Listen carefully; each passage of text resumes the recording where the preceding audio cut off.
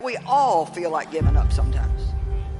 We all go through times where we feel like God is 1,000,000 miles away, but we don't have any idea what He's doing. When we're tired, when we're weary, when we think we just can't go on. Most people are afraid to set great dreams and set big goals because of the fear of failure. There's something much worse than failure. It is the fear of failure. I want to remind you that failure is not final, it's formative. It is part of the process. It's part of the journey. Your failure matters as much as your success. How do you think you're going to grow if you don't ever fail? Yet some of you have failed and you have decided, well, guess what? I'm a failure. No, failure is an event. It is never a person. I need you to make up in your mind that the only way you can lose is if you quit. I just need you to keep going. First, you cannot give up.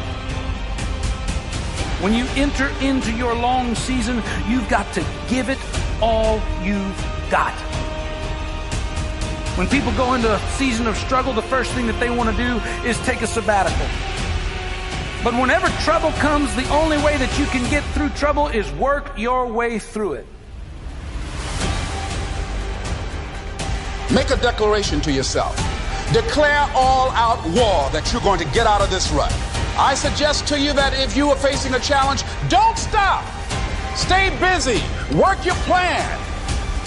Don't confuse movement with progress. In order to achieve your goals, you must apply discipline, which you have already done, and consistency every day. You have to work at it every day. You have to plan every day. You've heard the saying, we don't plan to fail, we fail to plan. Hard work works. Working really hard is what successful people do. And I can tell you from my own personal experience, don't give up then. Develop your own compass and trust it. Take risks, dare to fail. Remember, the first person through the wall always gets hurt. You're going to fall down, but the world doesn't care how many times you fall down as long as it's one fewer than the number of times you get back up. If you want to grow up, you want to be mature, there is no way to do it without pain. You can't grow up on easy street. And the very thing that discourages you is the very thing that develops you.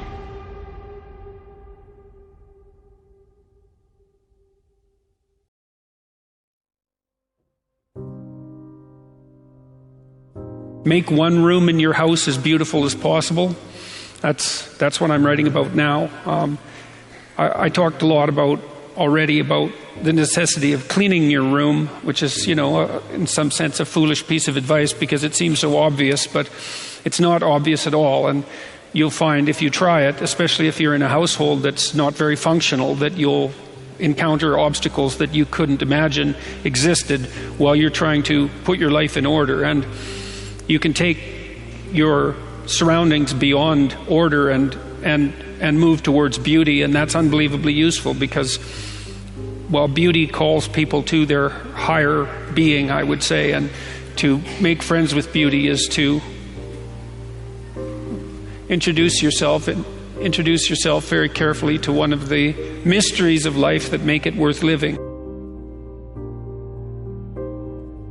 Now, we teach things that are generally not taught in school, as I already have said, but I want to talk about another little factor. 90% of the visits to medical doctors are directly or indirectly related to stress. 90%. My stress level, and I face as many deadlines as anybody you know.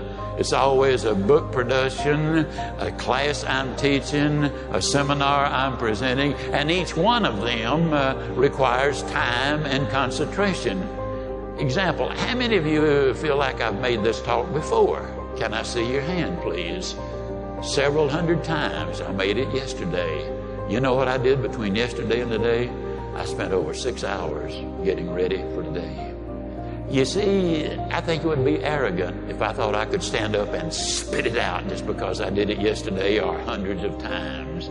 That's arrogance. When you respond to life instead of react to it, react is negative. You get sick, go to the doctor, she gives you a prescription, says, see me tomorrow. You walk in the next day, she said, uh-oh, it's not working. We have to change their prescription. You get a little nervous. But if she smiled and said, hey, it's working. And so she's just responded, and you feel better because now you see some real hope in order to get ahead in life. Make friends with people who want the best for you. And that's a meditation on my own childhood and adolescence to some degree. I had friends who wanted the best for me and friends who didn't. And, they were friends who,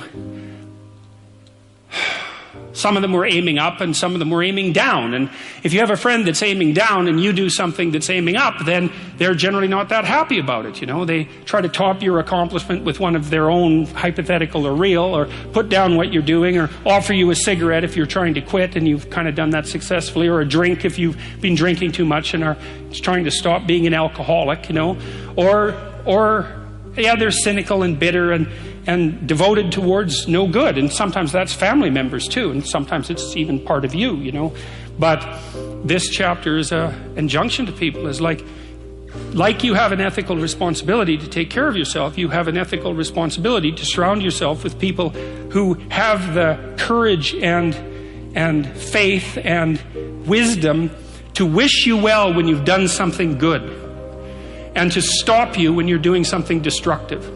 And if your friends aren't like that, then they're not your friends. And maintaining your friendships with them might not even be in their interest. And so it's a tricky argument to make, because I'm not saying, whenever anyone's in trouble, you should, push them into a ditch and then give them a couple of kicks. That's not the idea.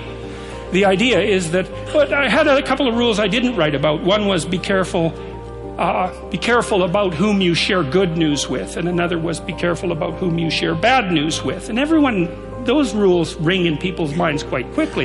A friend is someone you can share good news with, You go to them and you say, hey, look, this good thing happened to me. And they say, look, I'm so happy that happened to you. Like, way to be. And they don't think, God damn it, why didn't that happen to me? And you didn't deserve it. Here's a bunch of reasons you're stupid and why it won't work. It's like, that's not helpful. And so I would say, if people are, the other thing people are doing, if they're trying to drag you down, let's say, is they're trying to see if you'll put up with it.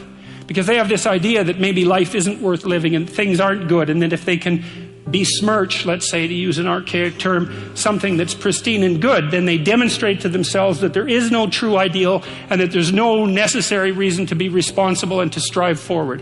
And so they use you as a test case.